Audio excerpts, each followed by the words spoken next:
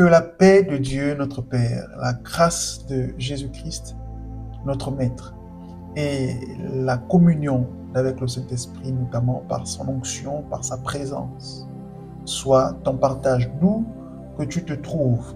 Je voudrais te rassurer et te dire que tu n'es pas seul, que tu sois chez toi devant ta télévision, dans ta chambre avec ton téléphone portable, que tu sois à ton lieu de travail en train de m'écouter. Je t'assure, tu n'es pas seul et je prie que la paix de Dieu soit véritablement sur toi. Si tu as un cœur qui est fatigué, si tu as des oppressions, si tu as besoin de paix, tu es dans trop de réflexion, n'est-ce pas? La dépression, si tu as des difficultés, s'il y a des difficultés que tu rencontres, je prie que la paix de Dieu par le Saint-Esprit qui est juste à côté de toi, soit ton partage et que cela te soit accordé au nom de Jésus. Amen. Je voudrais te rassurer, mon frère, ma soeur, que tu n'es pas seul. Non, tu n'es pas seul. Le Saint-Esprit est continuellement avec toi. La Bible nous dit que le Saint-Esprit est avec nous. Il est ton nom, il est sur nous, n'est-ce pas? Joël.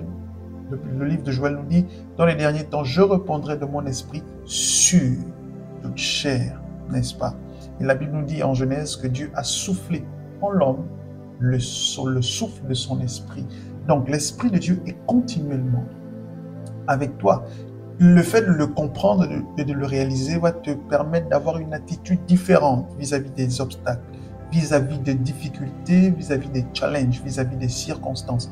Lorsque je sais que je ne suis pas seul et que j'ai le maître de l'univers, j'ai le Dieu tout-puissant avec moi, je ne m'inquiète pas, je ne crains rien. Au contraire, j'ouvre ma bouche, je lui parle, nous discutons, je fais ma prière et les choses rentrent dans l'ordre.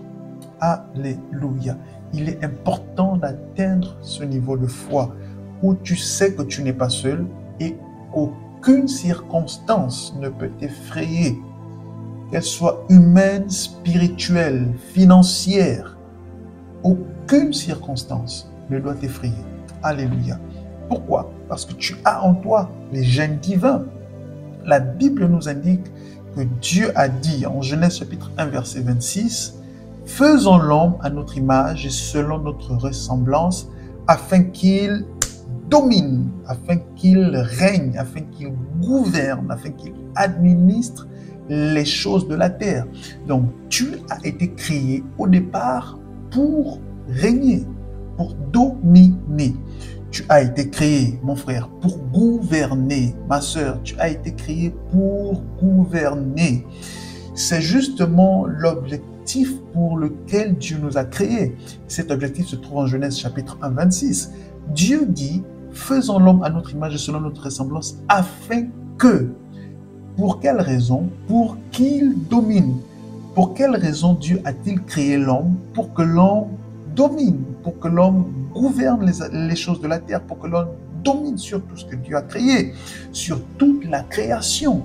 Je viens donc te dire que tu as en toi le gène de Dieu, tu as en toi les gènes, les caractéristiques divines. La seule chose que tu dois faire, c'est les découvrir, les explorer, les comprendre et les activer.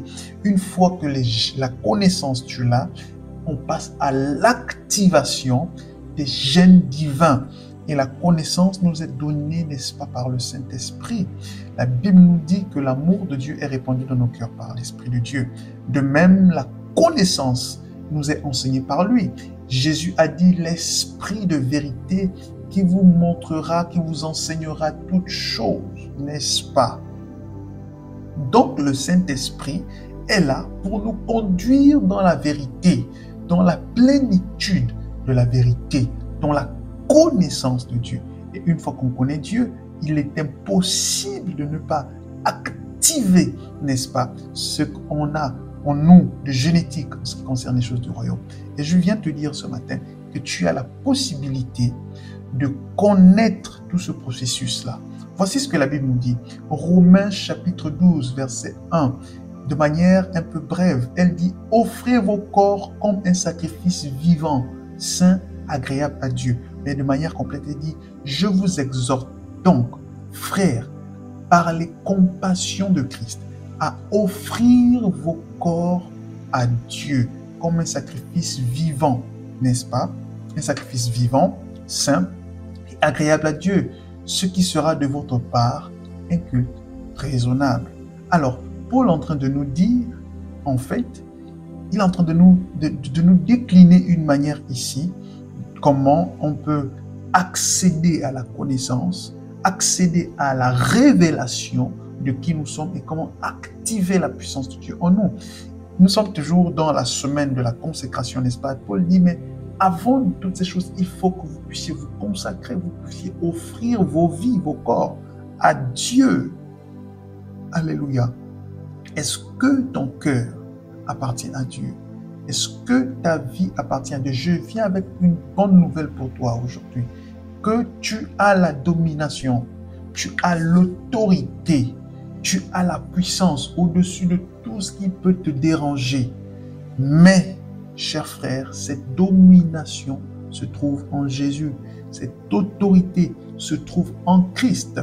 Il est important et impératif que tu offres ton cœur à Dieu. Lorsqu'on parle d'offrir son cœur, les gens ont peur.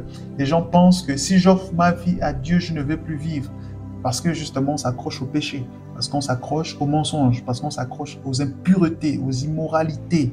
Mais Dieu ne peut pas agir en nous. Dieu, le Saint-Esprit de Dieu ne peut pas agir dans la souillure. Dieu est trop saint.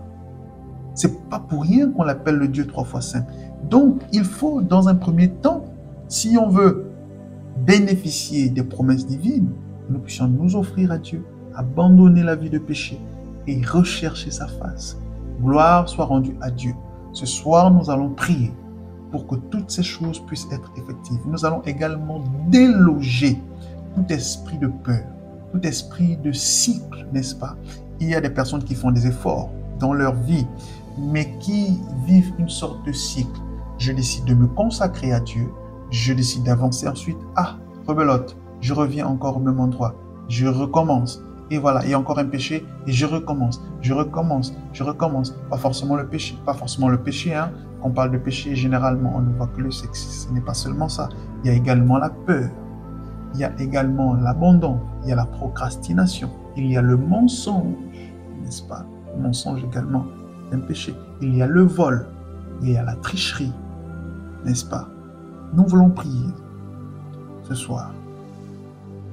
Consacre ton cœur à Dieu et la puissance du Saint-Esprit pourra se manifester au travers de toi. Consacre ton cœur à Dieu, n'est-ce pas? Et tu verras des choses dans ta vie entrer dans l'ordre normalement. Et nous voulons prier ce soir afin de dire à Dieu une prière simple. Père, voici mon cœur. Père, voici ma vie. Père, voici mon être entier. Mon cœur t'appartient. Je renonce à, tu peux citer, je renonce au péché, je renonce au mensonge, je renonce au vol, je renonce à toutes ces choses. Mais d'un cœur sincère, je renonce à toutes ces choses pour t'accueillir, toi Seigneur, dans mon cœur. Et par la suite, nous allons prier pour déloger tout esprit impur, tout esprit, quel que soit son nom, quel que soit l'endroit où cet esprit est localisé. Nous allons prier contre tous ces esprits-là. Commençons par élever nos voix. Tu peux élever ta voix et présenter ton cœur à Dieu. Ce soir, nous prions, ce n'est pas une prière comme toutes les autres. Nous prions, c'est une prière de minuit de consécration. Et je te prie, mon frère, ma soeur, ce qui se passe alors que tu es en train de prier est très important. La main de Dieu est sur toi et le Seigneur te visite d'une manière extraordinaire. Alors que tu es en train de prier, le Seigneur entend ta prière, il entend ta prière et il te visite. Alléluia. Notre Père et notre Dieu, ta parole est une lampe à nos pieds. C'est une lumière sur notre sentier. Seigneur, nous cherchons à te plaire. Nous voulons non seulement te plaire, mais que tu puisses, Seigneur, agir pleinement dans nos vies. Or, la Bible nous dit que le culte que tu agrées, le culte raisonnable que nous comprenons et que nous offrons de manière délibérée, c'est nos corps que nous te donnons, c'est nos cœurs que nous t'offrons, Seigneur. Et ce matin, mon frère et ma sœur et moi, nous nous rassemblons afin, Seigneur, de laisser tomber, d'abandonner toutes nos fautes, nos péchés, Seigneur, toutes les choses auxquelles nous tenons, Seigneur, ou toutes les choses qui sont difficiles à laisser. Je te prie, Seigneur, de nous fortifier alors que nous déposons ces choses à tes pieds. Nous disons non au mensonge, non aux impuretés, non aux impudicités, non aux immoralités. Nous disons non, Seigneur, à toute forme de péché sexuel, que ce soit l'adultère, Seigneur, la fornication, au nom de Jésus. Nous déposons, Seigneur, toutes ces charges, tous ces fardeaux à tes pieds. Et nous embrassons, Seigneur, ton esprit. Nous acceptons le règne. Nous acceptons, Seigneur, le gouvernement que tu as mis en nous dès notre naissance, au nom de Jésus. Tu as dit, faisons l'homme à notre image et selon notre ressemblance, pour qu'il domine.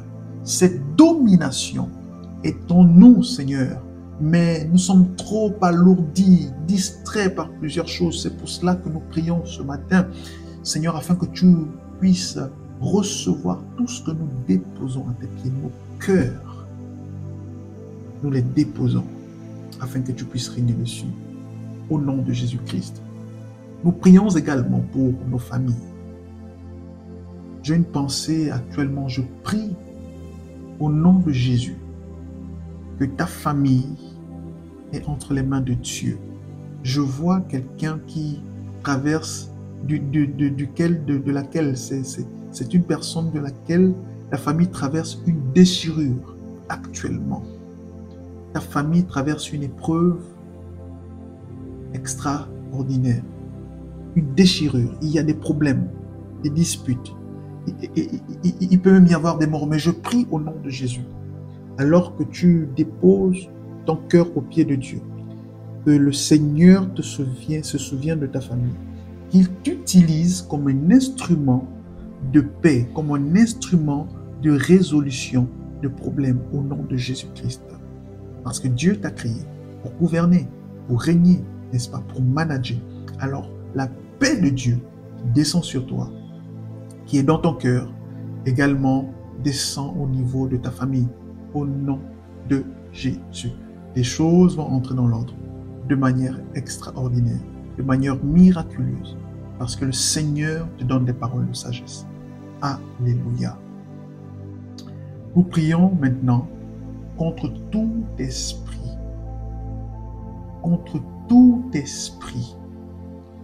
quel que soit le lieu, où cet esprit ou ces esprits qui nous empêchent de nous offrir, qui nous empêchent de manifester la gloire. Peu importe l'endroit où il se trouve, sur terre, sous la terre, dans les mers, dans l'air ou dans les cieux, s'il y a des esprits, et je sais qu'il y en a, qui travaillent nuit et jour afin de nous empêcher de manifester le règne de Dieu. Père, nous élevons nos voix ce matin et nous déclarons la fin du règne de ces esprits dans nos vies au nom de Jésus-Christ. Je cite la procrastination, je cite le péché, toute forme de péché, je cite la colère, je cite, Seigneur, la culpabilité, je cite le vol, je cite, Seigneur, la cupidité, au nom de Jésus. Tous ces esprits, que ce soit des esprits ancestraux ou des esprits que nous avons contractés par alliance personnelle, même par ignorance, au nom de Jésus, je dis que leur règne prend fin maintenant.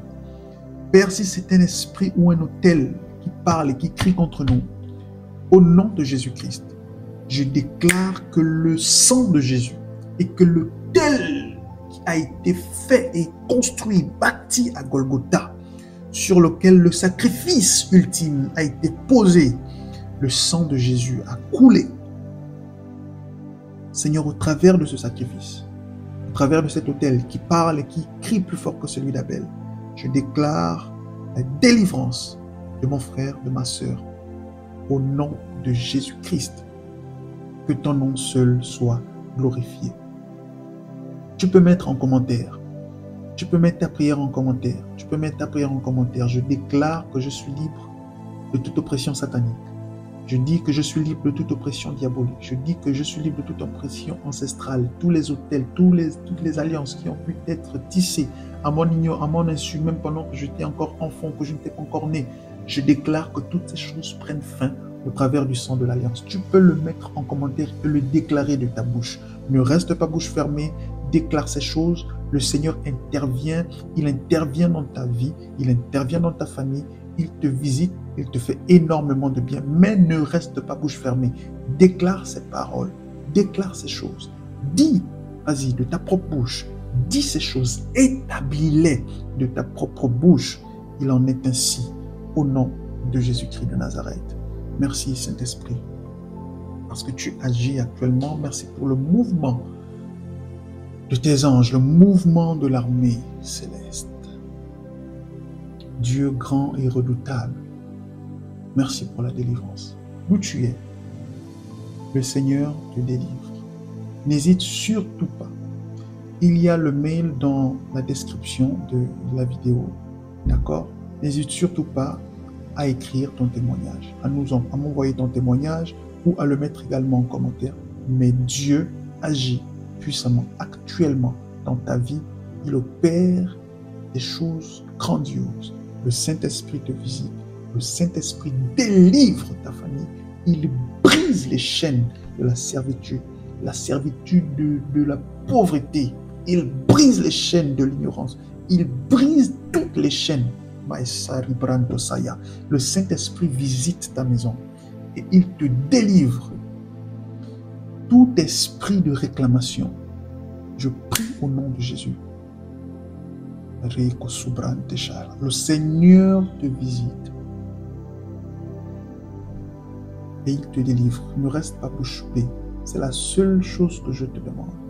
Parle, prie, dis je suis libéré, je suis délivré au nom de Jésus. Et le Seigneur le fait. Alléluia.